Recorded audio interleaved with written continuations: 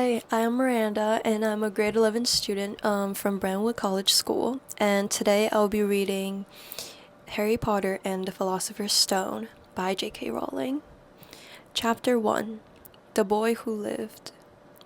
Mr. and Mrs. Dursley of number 4, Private Drive, were proud to say that they were perfectly normal. Thank you very much. They were the last people you expect to be involved in anything strange or mysterious, because they just didn't hold with such nonsense. Mrs. Dursley was the director of a firm called Grunnings, which made drills. He was a big, beefy man with hardly any neck, although he did have a very large mustache. Mrs. Dursley was thin and blonde and had nearly twice the usual amount of neck, which came in very useful as she spent so much of her time craning over garden fences, spying on the neighbors. The Dursleys had a small son called Dudley, and in their opinion, there were no finer boy anywhere. The Dursleys had everything they wanted, but they also had a secret, and their greatest fear was that somebody would discover it. They didn't think they could bear it if anyone found out about the Potters. Mrs. Potter was Mrs. Dursley's sister, but they hadn't met for several years. In fact, Mrs. Dursley pretended she didn't have a sister, because her sister and her good-for-nothing husband were as un-Dursleyish as it was possible to be. The Dursleys shuddered to think what the neighbors would say if the Potters arrived in the street.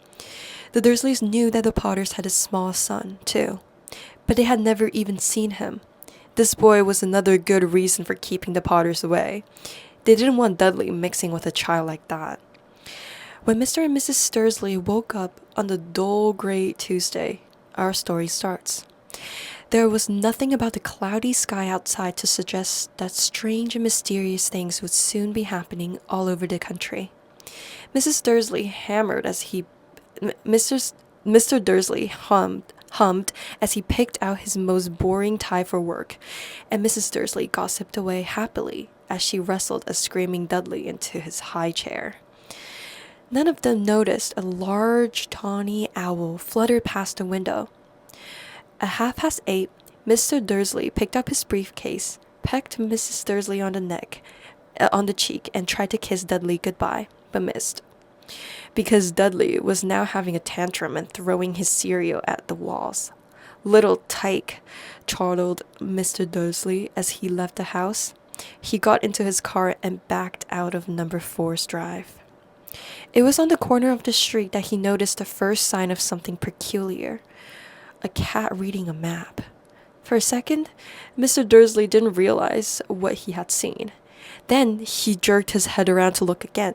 There was a tabby cat standing on the corner of Private Drive, but there wasn't a map in sight. What could he have been thinking of? It must have been a trick of the light. Mr. Dursley blinked and stared at the cat. It stared back. As Mr. Dursley drove around the corner and ended up on the road, he watched the cat in his mirror. It was now reading the sign that said Private Drive. No, looking at the sign. Cats can read maps or signs. Mr. Dursley gave himself a little shake and put the cat out of his mind. As he drove towards the town, he thought of nothing except a large order of drills he was hoping to get that day. But on the edge of town, drills were driven out of his mind by something else. As he sat in the usual morning traffic jam, he couldn't help noticing that there seemed to be a lot of strangely dressed people about. People in clogs. Mr. Dursley couldn't bear people who dressed in funny clothes, the get-ups you saw on young people. He supposed this was some stupid new fashion. He drummed his finger on the steering wheel, and his eye fell on a huddle of these weirdos standing quite close by. They were whispering excitedly together. Mr. Dursley was enraged to see that a couple of them weren't young at all. Why, that man had to be older than he was, and wearing an emerald green clock. The nerve of him!